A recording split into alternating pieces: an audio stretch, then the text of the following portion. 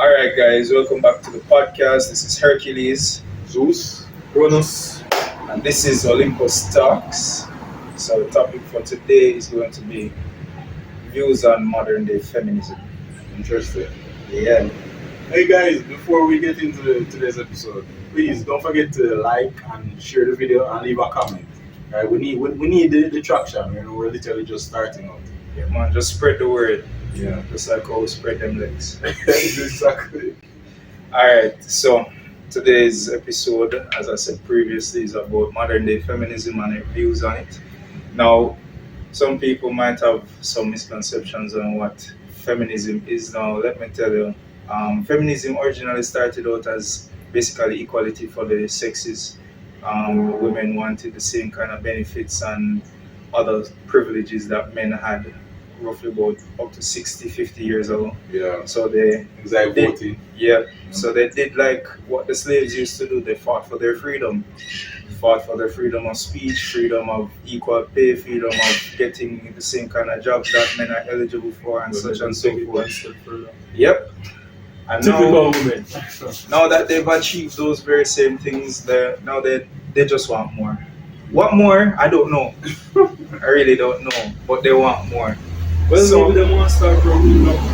Maybe they want the privilege of being born with fetuses, but then again, that's already being done. So, all right. So, Kronos, what's your views on modern feminism? I think like any tool, it was used until it was unusable. I think it's reached its point where it's rusted. And it doesn't really add any benefit to society right now. Everything that they've been fighting for, they've already accomplished. So I don't see the reason for necessarily having this tool, using it. And it's kind of to the detriment of men and some of the standards that we hold, or some of the standards that society holds. That's my view on feminism. I can see where in some countries and some situations it would help. But for like modern society or the majority of society on a whole today, I don't think it's applicable. All right. So, Zeus. Yeah, I'm definitely of the same view. Feminism has reached its peak as far as I'm concerned. There's literally nothing left for women to accomplish. They made the argument that, there's still certain atrocities being committed against women. What atrocities? You're talking about the 1 and 2 businessmen that might underpay them, right? Because they're doing cheap labor, them don't work as many hours as men, and the usual things we've used to kill the gender pay gap at this point. And yes, I will agree, just like racism, it's within a vacuum. So you're going to have the exceptions to the rule, essentially. So you're going to have guys that are going to be, quote unquote, I don't like using the word toxic masculinity, but guys who are going to be against women's rights and stuff like that. But that's the minority. So them fighting for these rights really doesn't play any role in better in society as far as I'm concerned. And spreading those same worldviews to certain countries, Islam, Muslim-based countries and stuff like that. As far as I'm concerned, that's a detriment in itself, because these people have their own religion that they believe in. Just because we don't believe in a certain worldview does not mean we need to spread the gospel to every. Impose feminism. Yeah, essentially impose it on everybody else. That in itself is a self-centered mindset, and that's something a lot of Americans have, because look at Jamaica. Jamaica is a reflection of America, minus the economy, obviously, but in terms of the mindset, it's a reflection of America. We have this self-imposed type of thinking where everybody needs to think a certain way, or it's a problem. So I go to a country in Africa, and the women there aren't working, them comfortable living in them house, so them husband them take care of them, and that is infringing upon their rights as women. When these women are perfectly fine, comfortable in their homes, the country has a low divorce rate.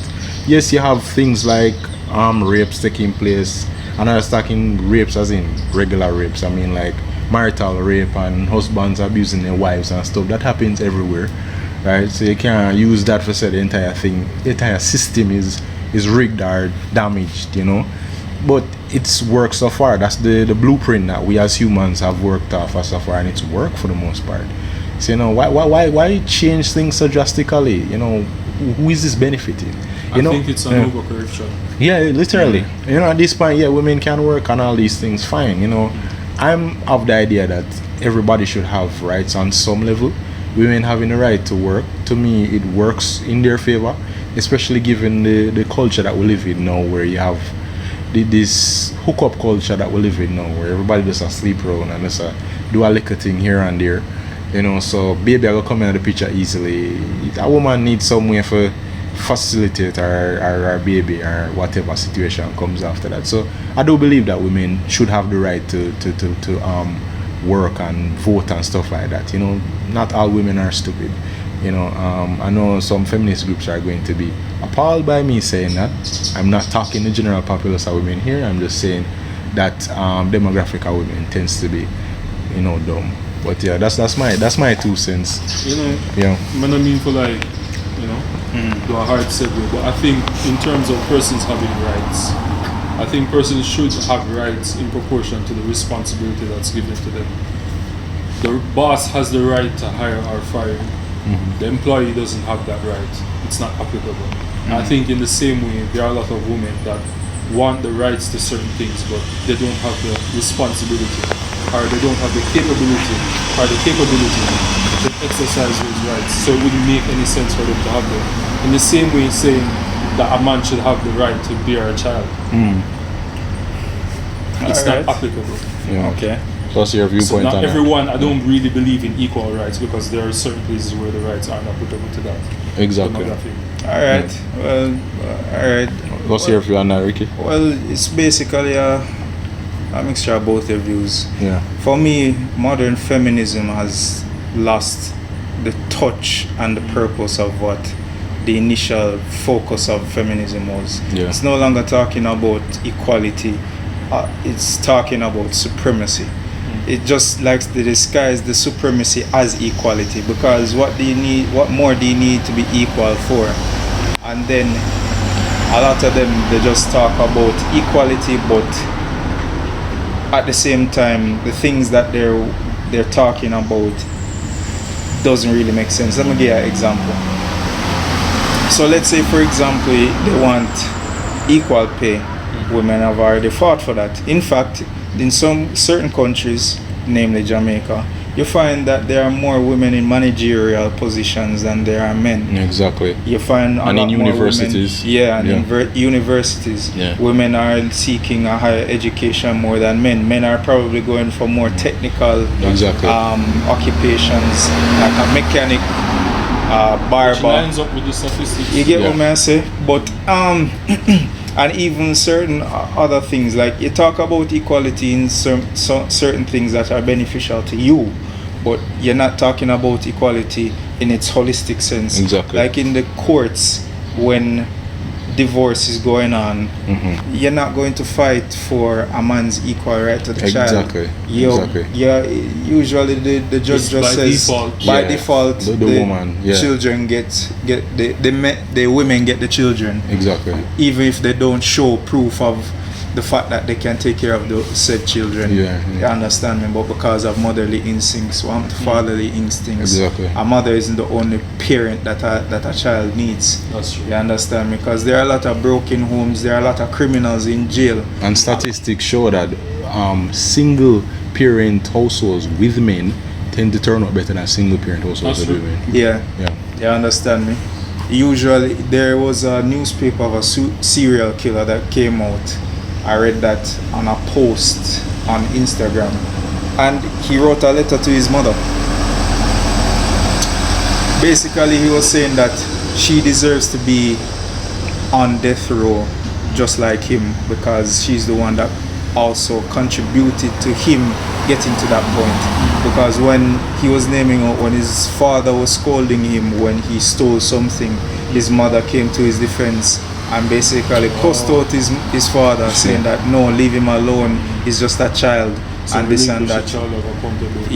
And she also encouraged him to cuss out his father, so much so that he decided to just leave the home because it was just too toxic, too much for him.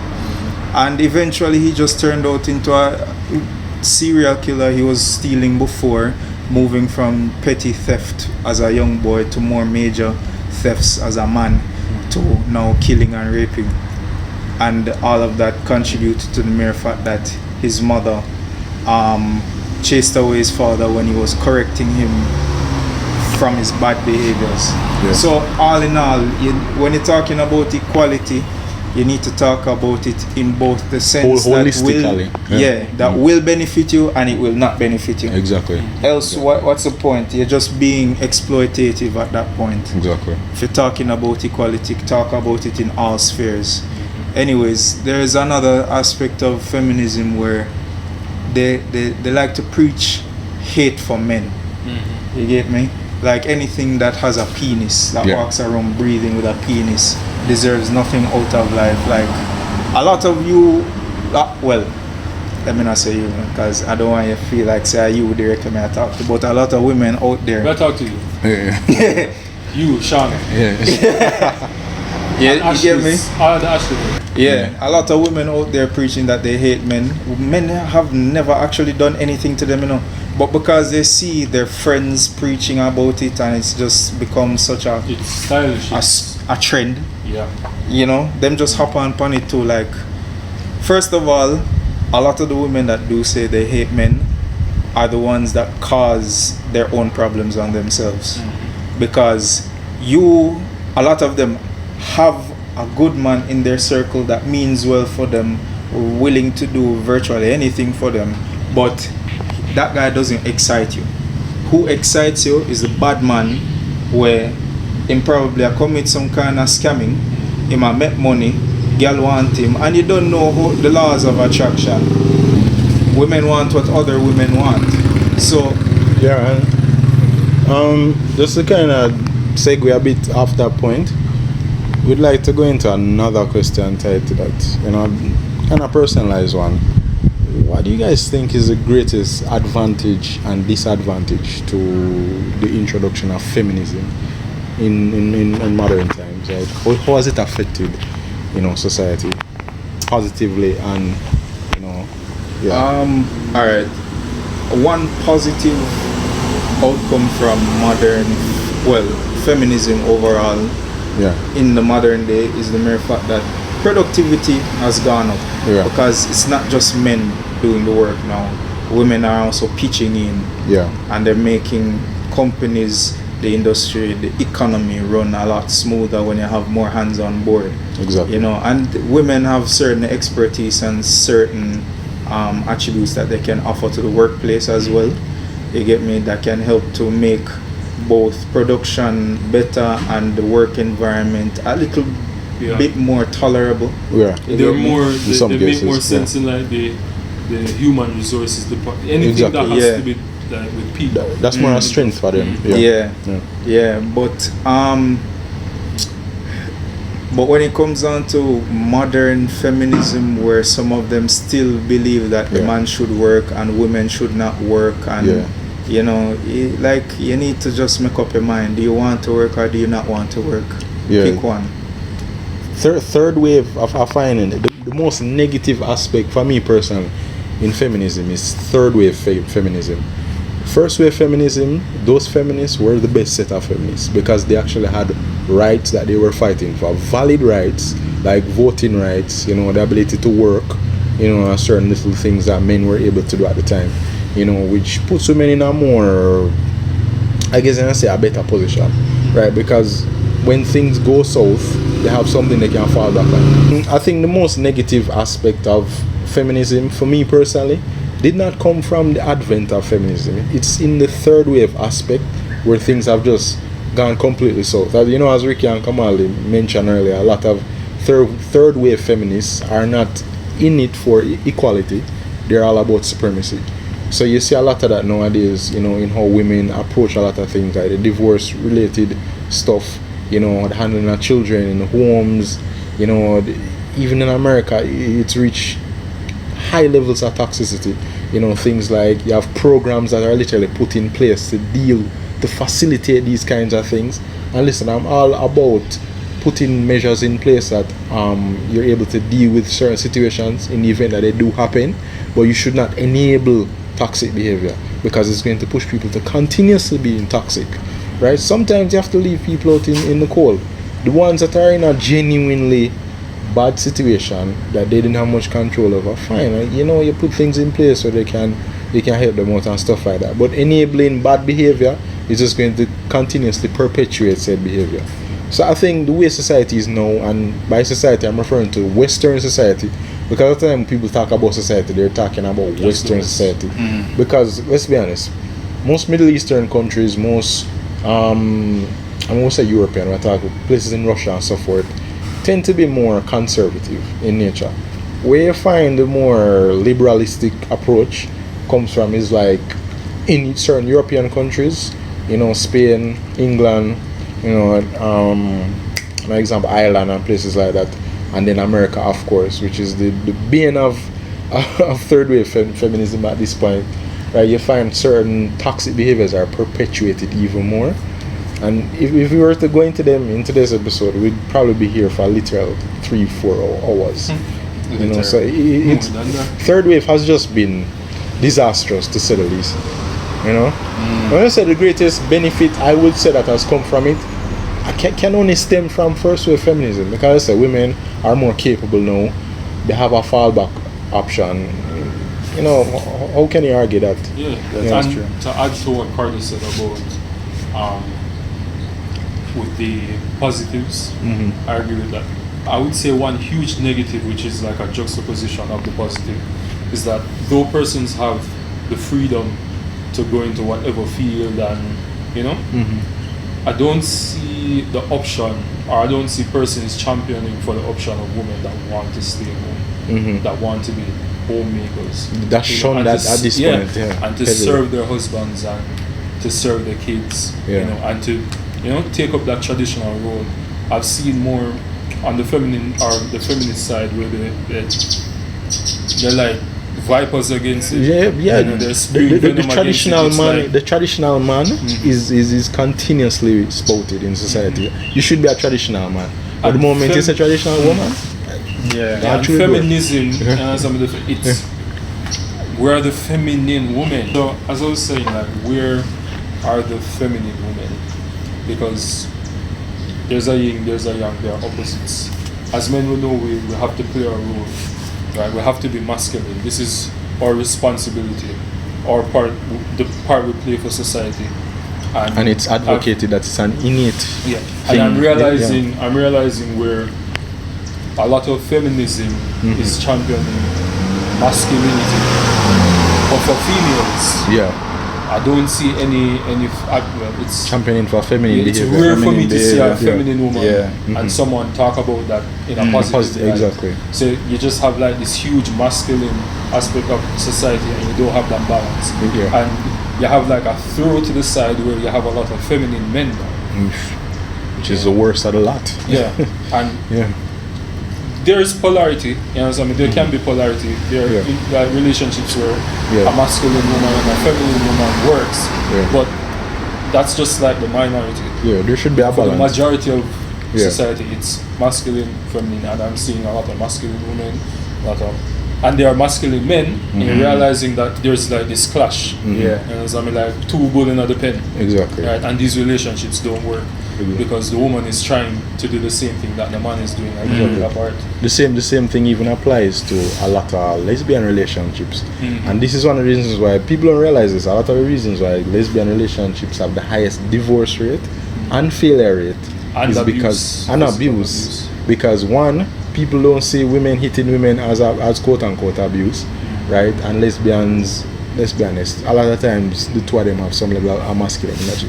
So you know, our feminine energy, and the two of them now because work they together. entered into that relationship. Well, most lesbians, you have the ones that's what they truly wanted, and they want to play a feminine role, and the next one want to play the masculine role.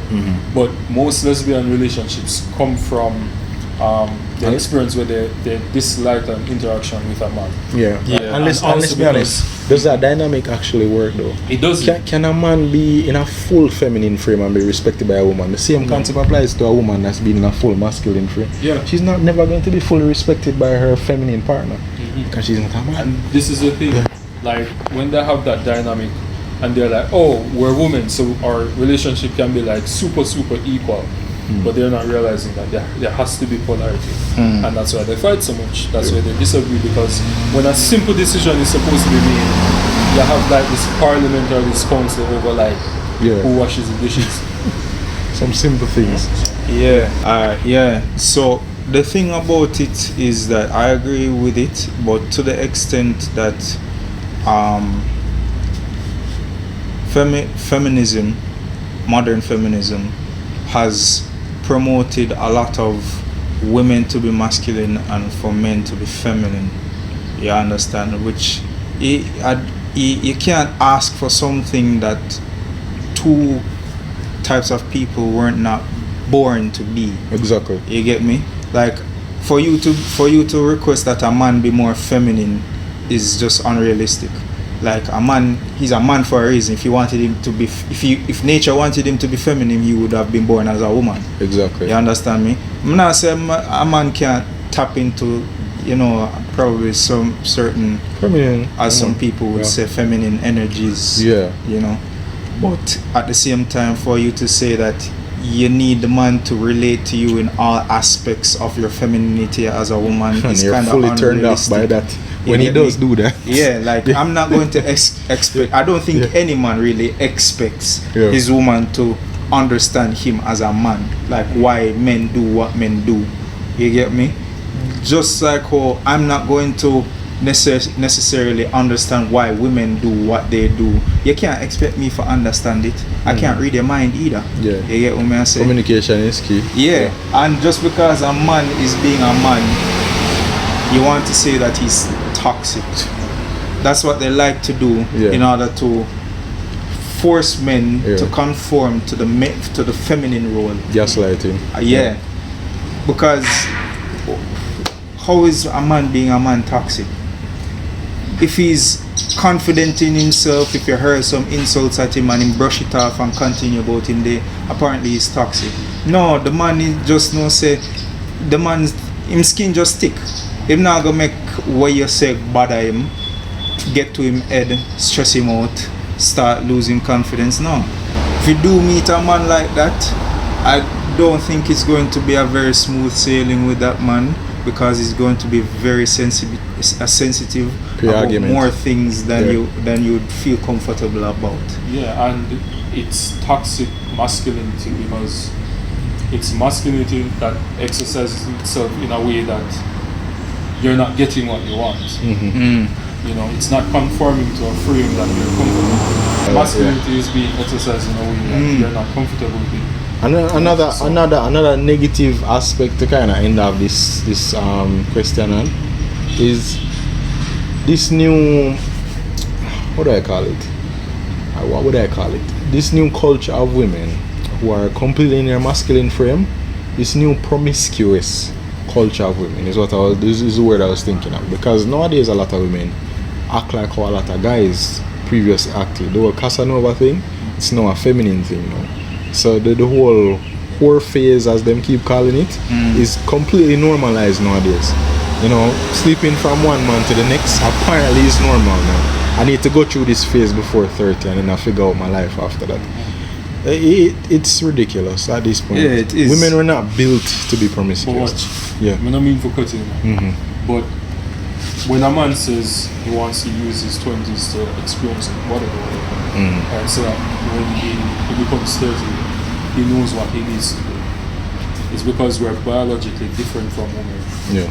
Because when they're 30 and they're getting up into their 30s, they're going closer and closer to geriatric pregnancy. Biological they're clock. less fertile than they were in their 20s. Exactly. So them doing the same thing, they're putting themselves at a disadvantage. Yeah. Where they're wasting their fertile years and the years that they look the most sexually appealing. Exactly. When they're the most healthy.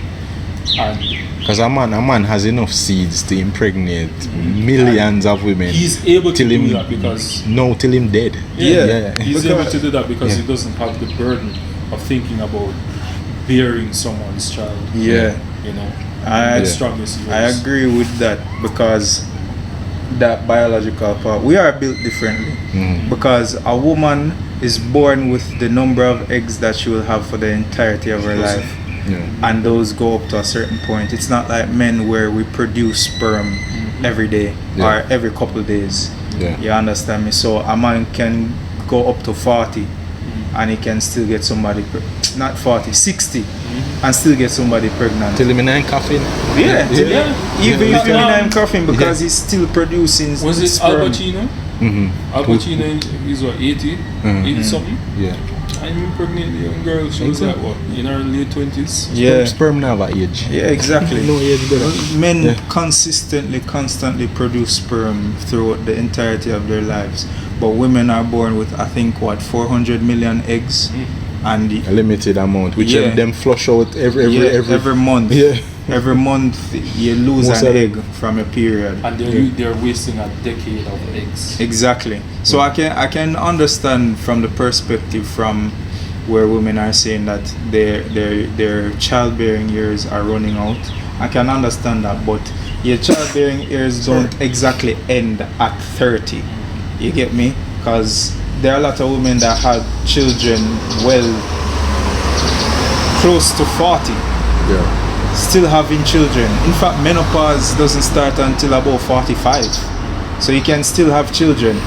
But apparently, I'm aware that the risk is a lot higher the older you get. But that's really for more the regular woman that's not doing anything. She's living a sedentary life.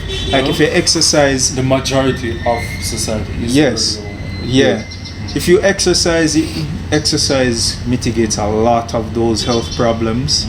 Good eating. And good eating as well. And just taking care of your body. So once you're taking care of your body, it will last longer and serve you for longer.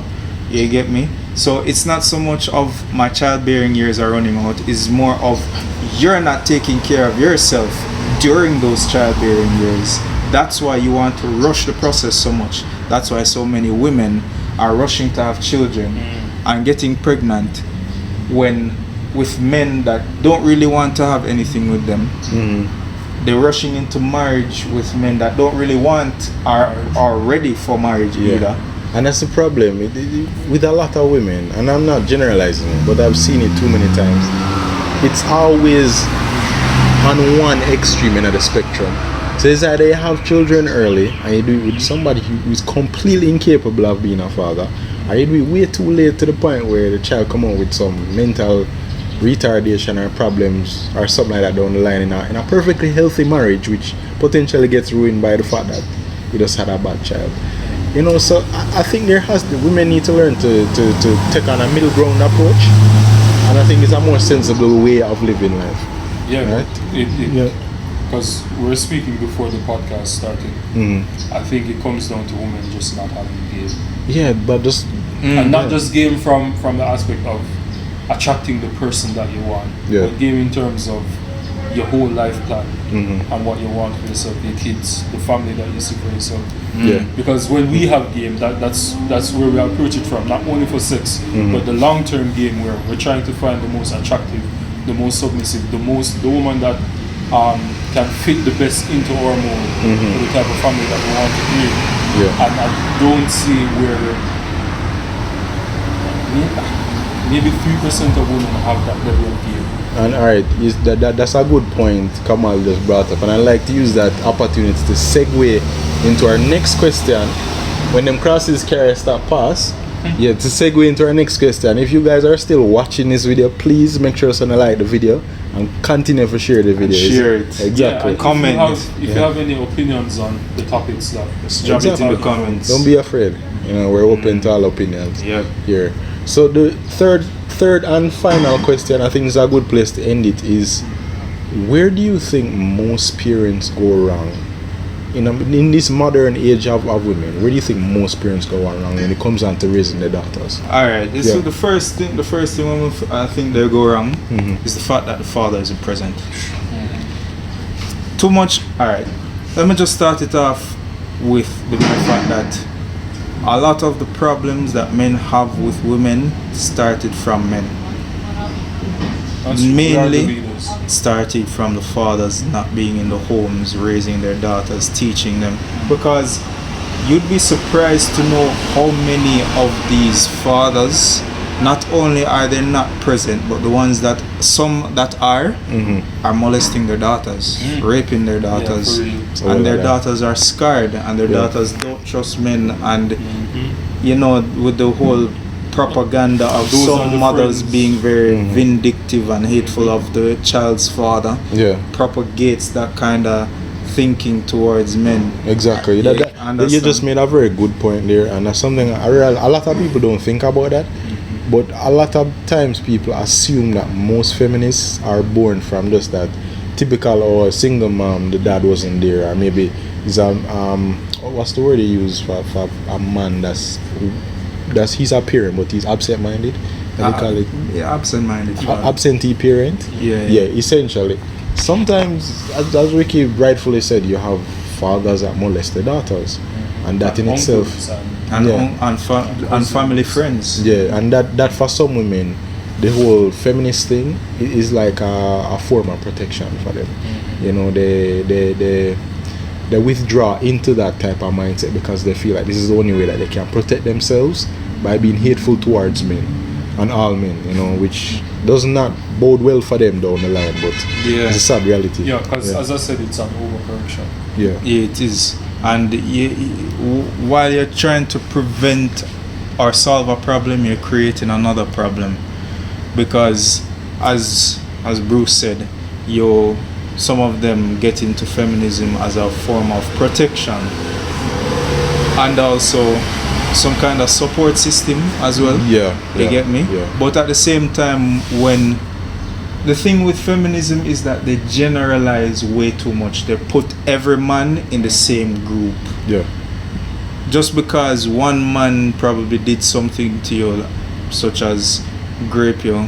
If this goes on YouTube, apparently we can't say the R word. Definitely. You know, if he grapes you, if he molests you, and all of those other stuff, for some reason they think that every other man will do the same thing to you. Exactly. A particular group of behaviors are Instead of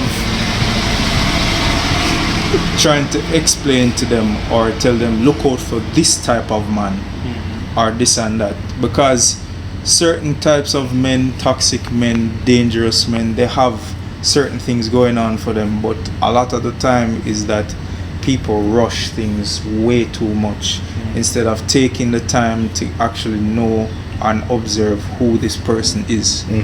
You get what I'm saying? Instead of, you know, waiting for and observing for 2-3 months, 4 months, half the year, even 1 year. Exactly. You decide, you meet this guy, he's nice, he excites you, he appeals to some kind of interest or desires of yours. You just go with him, and then you see where it goes from there. And then when you see where it goes, it leads you down a very shitty path. Exactly. So, as I said before, take the time to know the man. But anyways, going off topic, your fathers, is the fact that fathers aren't there in the first place for some of them, and the fact that some of their fathers who are there are completely incompetent. Incompetent. Are just they're doing lazy. what they're not supposed to do as a father, and it's cringy. Like how you look on your little daughter and say you want rape her. You get me say? How you feel? No, look how I'm good. Little daughter, you see her born dog. Little daughter. Anyways, you know, piggybacking off what Ricky just talked about, and you know, the question obviously, as I said, just poor parenting mostly on the part of the father. Let's be honest. And as I said earlier, I mentioned a point. There's a certain blueprint in relationships that's worked from the beginning of time, and that is, a man is the head of the household, the woman is the main support system within said household, right? The children are going to copy that same blueprint for their family life going forward, and it's the job of both parents to raise a child accordingly based on their particular skill sets.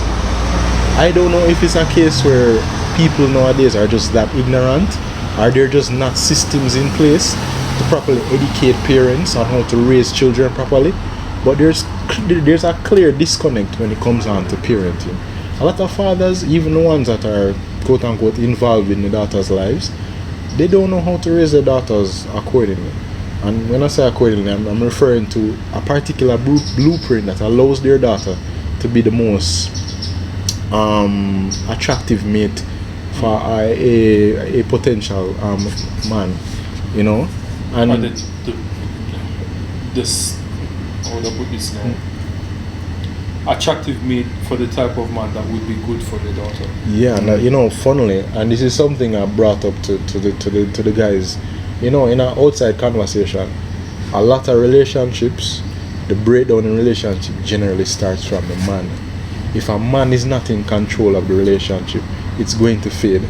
It's going to break down. Yeah. It starts from the man. A lot of men are incapable of seeing when there are problems in relationships. A lot of times they say, oh, the divorce rate is as high as it is because of women. No, it's because men allow relationships to reach to that point where women have to end it. If the woman has to end the relationship, it means that things broke down a long time ago. Women are generally more emotionally vested in relationships than men are. So if it reaches a point where she is looking for another potential mate, it means that things have broken on a long time ago. You as a man, it's your job to make sure that things don't reach that point. And if they do, you're the one who's supposed to end things. You put it on the table like, this is the problem. If we cannot rectify said problem, then we'll have to just end things from there. A lot of men don't have the backbone to do that, because a lot of them don't grow up in the right kind of households. And this is something, I don't want to make this program about bashing women. Let's be honest, a lot of the problems we have in society are also because of men, because of the certain behaviors that are perpetuated by men, which eventually affect women. So as Ricky said earlier, a father raped a daughter. Why did that father rape a daughter? Because his father was probably absent in the home, or his father was an abuser or alcoholic, and that person's father was probably in a war. He have ADHD, he have PTSD, and he come home, and it's just a domino effect. So you have to, man just kind of sexually controlling. So you have to have stability in the home. You have to have stability in the home, and I think they need to implement programs that allow parents to learn how to properly parent, so their children can benefit from that parenting and go on to be better individuals in society. That's where I'll end that point. To add to what you were saying about men controlling the narrative, and the question that you asked, where parents go wrong growing children in like this modern era, I think it comes to like men not having proper frame. Exactly. You know, the frame of which the children should be grown in the home, and the frame in which the woman must come into. You know, and her role within that frame. Yeah. I think a lot of men can't exercise that level of authority. Yeah. You know, and that's where a lot of things break down. That's why you have a lot of things like going left, and that's on a micro level, you know. But the macro level is this: if on the micro level, the small scale, the family, right, the man doesn't have the frame. The large frame, the macro level, society, the father figure, being the foundation. Yeah. You know, I don't think, and I think this is a good place to end it, I don't think feminism would have gotten to the place that it is right now. If men didn't relinquish the control that they have over society, because we're leaders.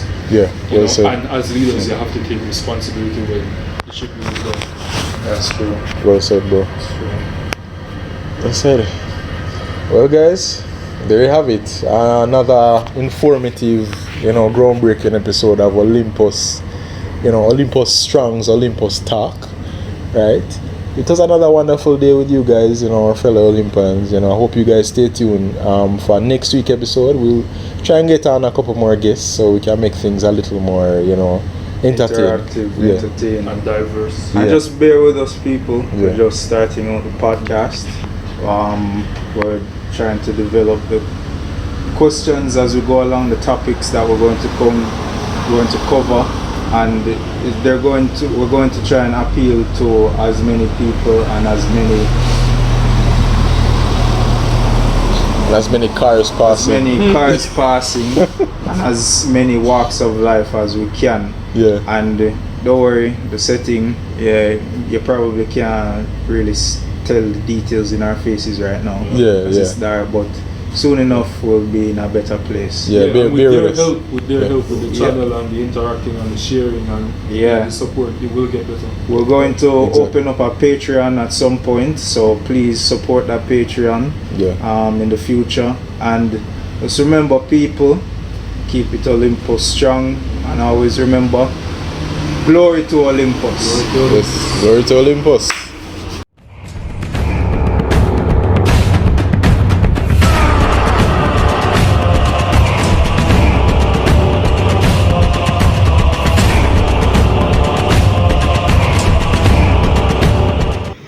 Some of the women out there that are preaching.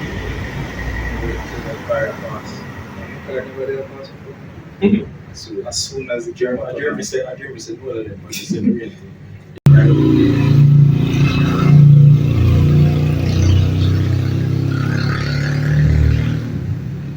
Sorry, people, we don't have a nice location for this. Sorry about it. Yeah, and